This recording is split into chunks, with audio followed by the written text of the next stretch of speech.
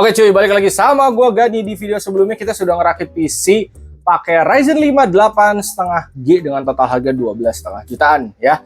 Dan kalau kalian mau ngepangkas rakitan PC dengan budget berapapun ya itu bisa-bisa aja teman-teman ya.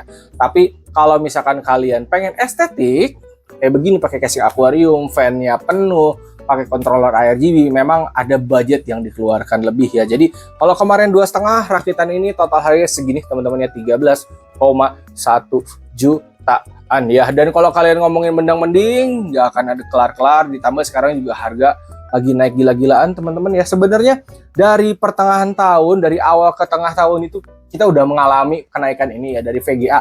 VGA tuh kayak RTX 5000, RTX 4000 itu masih naik teman-teman ya, dan sampai sekarang belum turun.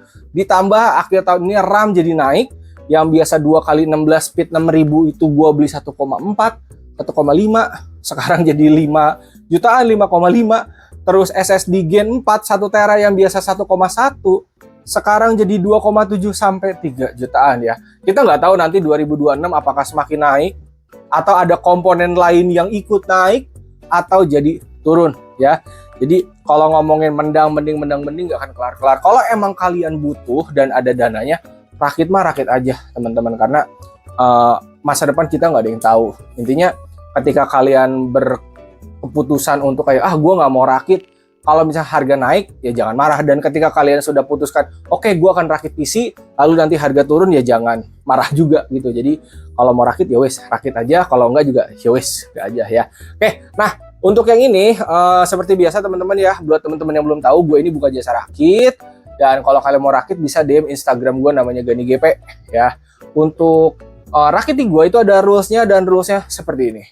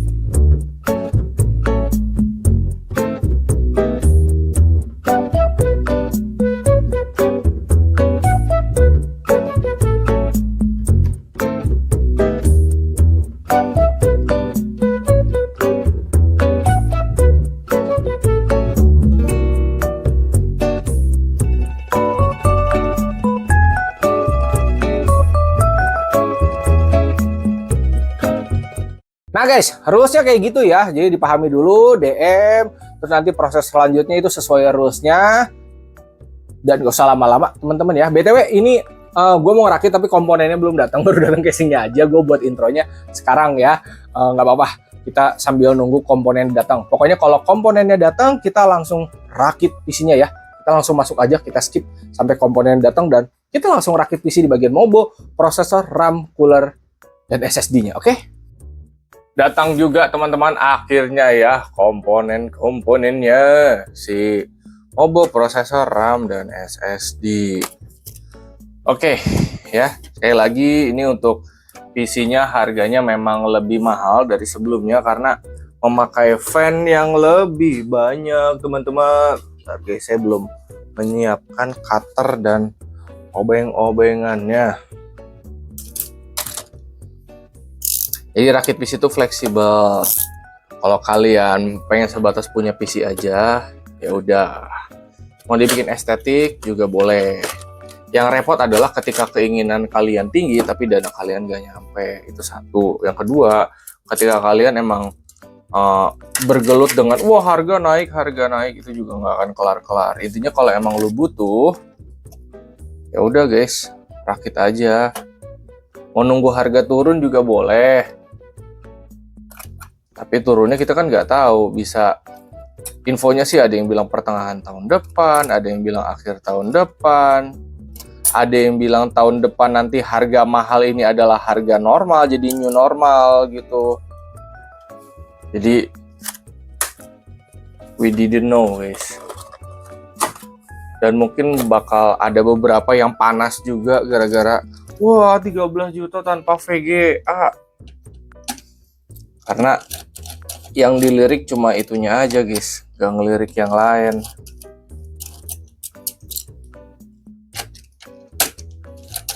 Kayak motherboard nggak dilirik pakai B850, nggak dilirik. Terus apalagi tuh kayak RAM pakai 2x16. Jadi ada baik soalnya pasti kalau yang begitu-begitu mah nggak akan kelar-kelar. Mending A B C D, mending A B C D.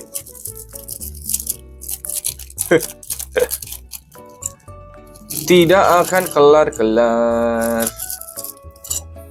Terus ini coolernya si Delta 40X baru pertama kali nyoba nih gue guys, harusnya mantep ya.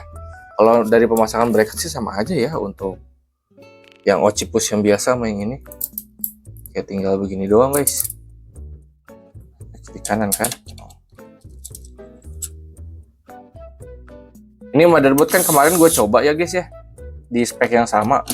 Bagus guys ini. Jadi kalau kalian pengen rakit, maksud gue daripada ngambil B650 gitu ya, mendingan ini. Kalau mau ngambil B650 ya menurut gue yang worth it ya X3D, tapi kan harganya lumayan. Kalau pengen dapat lebih murah tapi performanya ya lebih ya, terus setara B850 dan bahkan emang ini B850 ya mending ambil ini guys.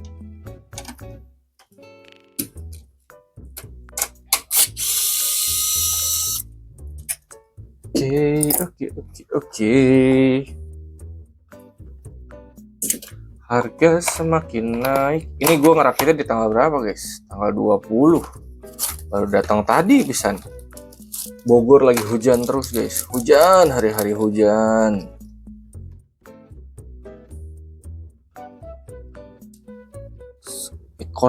Ekonomi sedang tidak baik-baik saja. Harga PC sedang tidak baik-baik saja. Yang komen-komen ke gue selalu nanya kayak, bang, in this economy rakit PC worth it gak? Ya worth it aja kalau emang kalian butuh guys, dan kalian tidak mempermasalahkan perihal dana, ya itu worth it spek apapun tuh. Karena gue sih percaya ya tiap orang itu memang ada rezekinya masing-masing, itu satu. Terus juga emang rezekinya mungkin ada yang dapat harga PC mahal, ada yang dapat harga PC murah. Kalau emang butuh rakit aja, kalau kata gua. Tapi mungkin omongan gua kayak gini bakal ada yang marah gara-gara kayak enggak mau mahal. Ya kalaupun mau nunggu boleh. Ini kok nggak kebuka. Saya sudah hafal guys dengan kalian waktu dari zaman Bitcoin naik tuh, pas harga murah kalian nggak beli, pas harga mahal kalian marah, terus akhirnya pas harga mahal kalian beli, terus nanti harganya turun kalian marah lagi. Kita sudah hafal guys. Gua ya udah beli mahal malah turun. Gua nggak beli harga makin naik. Kenapa ya tidak adil, tidak berpihak kepada aku gitu katanya guys.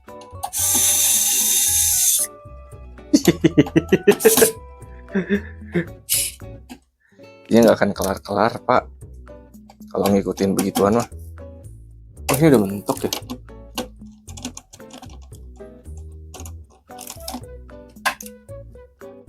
Oke ya, meeng ya.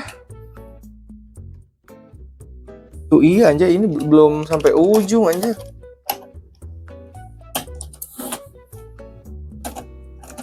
Tuh belum nih.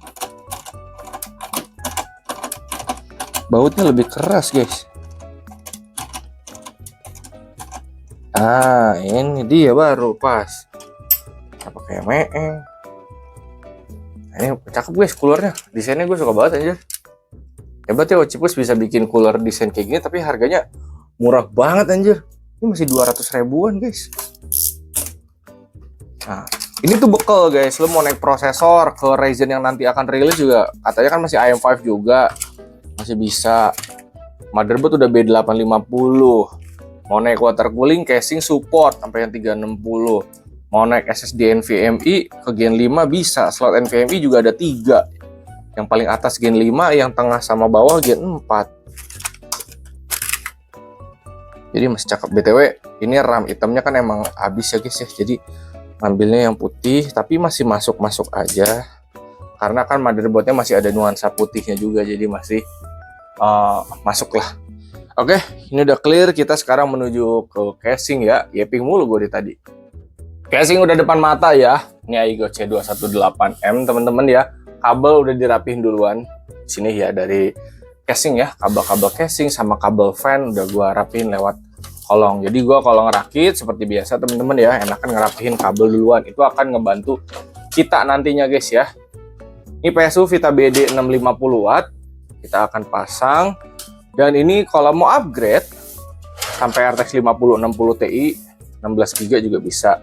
5070 bisa, cuman pakai splitter, cuma gua nggak sarankan. Jadi ya mentoknya ke 5060 Ti 16 GB itu pun sudah lebih dari cukup guys. Anggaplah 85 GB kasih 5060 Ti 16 GB ini udah enak banget. Kalau nanti prosesor yang ngerasa kurang, ganti tuh ke Ryzen 7000 atau 9000 sekalian, atau nanti yang baru sekalian. Oke, masang power supply mah gampang ya, tinggal masukin saja. Dan kalau gue ngerapihin kabel PSU duluan ya, jadi dari sini gue cuma ngeluarin 2 kabel doang nih, 24 pin sama 8 pin Mobo. Karena yang dipakai itu doang. Sama SATA sih, cuman kabel dari controller kan SATA-nya panjang, jadi bisa ke kolong. Jadi bisa fleksibel. Sip. Sudah, sekarang kita pasang motherboard ya. Kita masukin motherboardnya. Nah untuk coolernya ini nggak mentok ya guys ya. Nggak mentok sama casing. Oke, ini udah ini semua. Sekarang kita tinggal baut aja. Ada 8 baut. Satu di tengah, satu di ujung. Apa harusnya tadi gue pasang fan dulu ya? Fleksibel aja deh guys ya. Oke.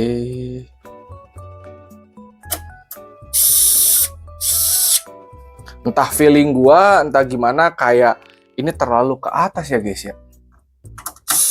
Apa motherboardnya ya?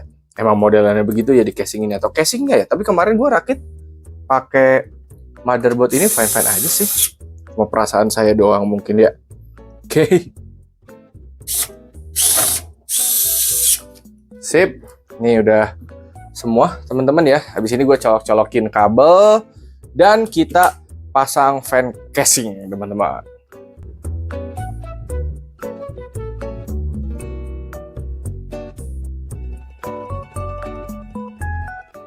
Kita sudah selesai. Berikut adalah jalur-jalur kabel manajemen ya dari casing tadi ya, udah kesini nih ke bawah.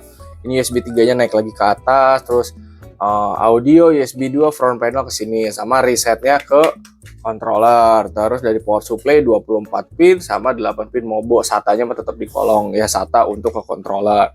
Terus untuk fan semua ke controller ya, cuman gue bikin lebih gampang. Fan samping colokannya yang kiri bawah, fan yang bawah yang sebelahnya, fan belakang yang ini, dan 3 fan atas yang di sini. Jadi jalurnya gampang untuk maintenance-nya ya. Dan ya wes, karena nggak pasang VGA berarti kita udah clear. Ini udah tinggal kita tutup saja. Udah deh selesai. Nah, sip, tidak ada belendang-belendung. Nah, udah clear ya hasilnya seperti ini. Dan ternyata gue masih bisa masang fan yang atas sama yang bawah meskipun ada cooler tower di sini ya, jadi masih aman. Oke, kita nyalain sekarang PC-nya. Semua udah dicolok, langsung aja kita nyalain ya. Bismillahirrahmanirrahim, menyala. Nah, PC udah nyala ya. Oke. Dan kalau cooler yang ini nanti ngikutin dari motherboard teman-teman, nanti dia akan nyala ya. Kita tinggal tunggu dia masuk ke layar. Oke, jadi untuk fan-nya ini masih pakai mode controller. Kalau sinkron motherboard nanti ngikutin bareng sama lampu fan sama lampu motherboardnya. Sudah masuk ke BIOS teman-teman, udah kebaca semua ya, mobo, prosesor, RAM, SSD udah kebaca ya. Habis ini gue akan install Windows dulu, sampai ketemu kita di check and recheck ya. Seperti biasa dengan VRAM udah gue naikin. Kalau teman-teman pengen tahu cara naikin VRAM di motherboard ini, gue udah bikin tutorialnya juga. Terus kalau kalian pakai motherboard ini dan pakai fan RGB ya dengan sinkron motherboard, jangan kaget pada saat nyalain kipasnya muter doang, kok lampunya nggak nyala. Sabar aja guys, nanti dia akan nyala. Kalau kalian tadi ngeh tuh, yang fan-nya kan dia nggak ada lampunya dulu terus tiba-tiba nyala ya. Kecuali kalian pakai controller kayak gini, ini masih pakai mode yang remote ya, jadi masih pakai mode controller. Kalau dia udah sinkron ke motherboard, pada saat nyalain dia lampunya nggak nyala dulu teman-teman, pada saat baru banget rakit ya. Oke, sampai ketemu di check and recheck. Nah guys, gue udah kelar install Windows dan driver dan kawan-kawannya ya. Di sini kita udah buka aplikasi check and recheck seperti biasa. Di CPU Z udah kebaca 85G 6 core 12 thread. Terus ini Radeon grafik juga ya, udah gua naikin jadi 4GB. Jadi total RAM-nya kan 32GB ya, 4GB buat VRAM, sisa 28-nya buat RAM. Oke. Suhu prosesor aman di 30-an derajat. Ini udah mantap ya, selama di bawah 85 ini cukup guys. Ini bagus juga nih coolernya, 200 ribuan, gokil. NVMe Data Legend 500GB kebaca ya, Gen 4, speednya udah ngebut teman-teman ya, dan daya ini ada di 60-an watt ya, naik turun. Oke, habis ini kita akan testing teman-teman ya, benchmark kecil-kecilan. So buat teman-teman kalau ada yang mau rakit bisa guys DM Instagram Gani GP. Kalau minat sama komponennya, linknya udah gua drop di deskripsi. Oke, hatur nuhun, terima kasih dan thank you, semoga bermanfaat.